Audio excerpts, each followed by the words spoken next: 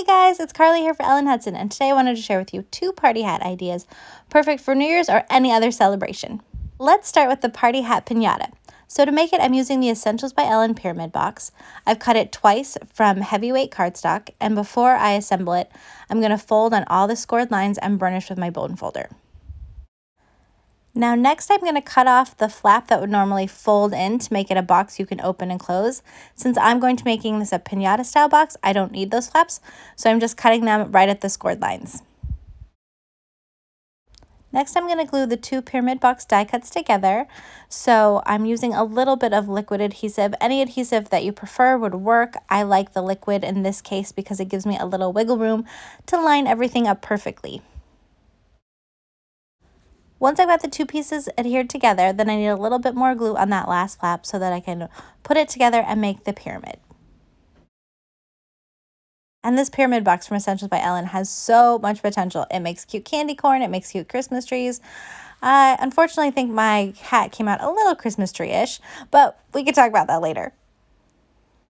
Okay, so to assemble the piñata, we've got the pyramid box, we've got a circle of tissue paper, a piece of embroidery floss, some strong adhesive, and then the Essentials by Ellen Good Fortune set has this cute little pull stamp.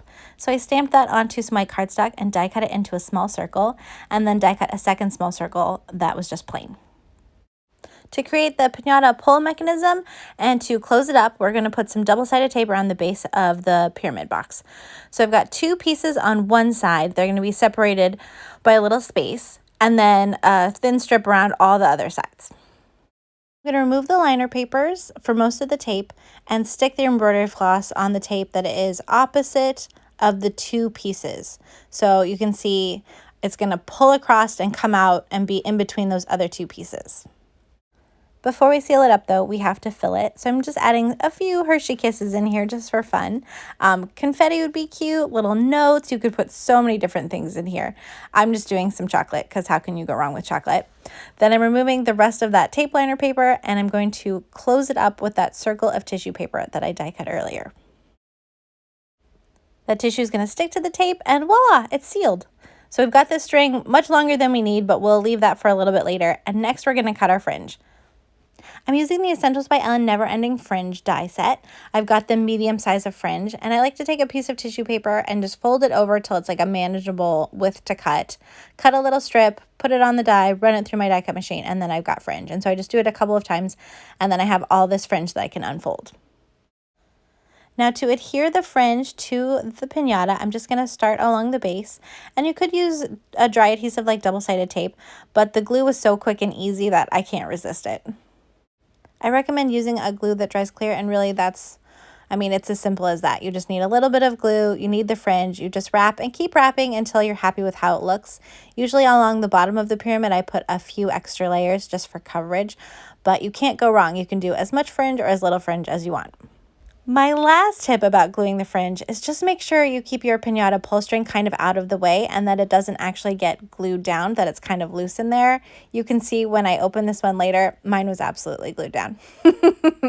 I just forgot as I was gluing this. I made this late at night and I just got it caught in the glue there. So it still worked out, but it's better if you don't glue it. Then to finish the pull string, I'm just going to trim that string down a little bit. It doesn't need to be that long. And then just glue those circles back to back with the string in the middle. So this is where it occurred to me that maybe I shouldn't have used mint green, that it makes it look a little bit more like a Christmas tree than a party hat. So that's why it needs fringe on the top and the bottom. So I die cut some white fringe and I kind of folded it up a little bit more so it was shorter. And I'm going to adhere it going the opposite direction. So the fringe is going to face up instead of down. And then I'm just going to kind of lay it and fluff it so that hopefully it kind of looks like that fun fringe around a party hat. And then after I fringed the bottom, I took some more of the white fringe and kind of rolled it up to make it like a little pom-pom to go on the top of my party hat. Final touch for some gold sequins, which in retrospect do look like Christmas ornaments, which kind of lends to the confusion between is this a tree or is this a party hat? But maybe I'm just showing you that both really work.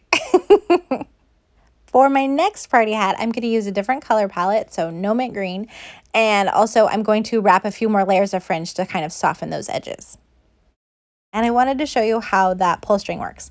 So keep in mind, I accidentally glued mine a little bit, so I had to kind of yank it first to undo the glue. But really, if you don't glue it, it just pulls right through that tissue on the bottom, and then your candy or your confetti or whatever falls out, and it's so cute. Also wanted to show you this quick party hat shaker card. So I use the Essentials by Ellen Pyramid Box Candy Corn add-on die set to create my shaker window. It's that great triangle shape. And then I'm going to stamp a sentiment on the bottom, but I like to test my sentiments first. So I've got everything loaded up in my MISTI. I put a piece of acetate on top of my card panel. Then I can ink up my stamp it on that acetate, and then I can check to see if my spacing is right, if my stamp is straight, all that good stuff. If it's wrong, I have a chance to fix it and test it again before stamping on my panel. Or if it's right, I just wipe off that acetate, take it off, and then ink up my stamp and stamp it again directly onto my card. Next, I'm just blending a little bit of color onto my card front that is going to show through where my shaker window is. So I'm just doing a background color for my shaker. So I'm going to fold my card, burnish it with a bone folder, make sure that I've got color in all the right places, that I haven't missed any spots that are going to show through my shaker window.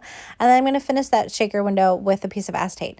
So I've got double-sided adhesive along the edges of the acetate, and then I'm going to put a little bit of glue pen around that die cut opening, just to make sure everything is really stuck down and sealed. Then I've used some foam tape to make a shaker container on the back of the window panel, and then I'm using my little powder tool to make the sides of the tape less sticky so my sequins won't get stuck. Pulling the liner paper off of my foam tape, and then I'm going to add my sequins carefully so they don't stick to the foam tape, and then I'm going to seal it up with another piece of acetate. I've just started doing this with my shaker cards so that it's easier to mount onto the card front.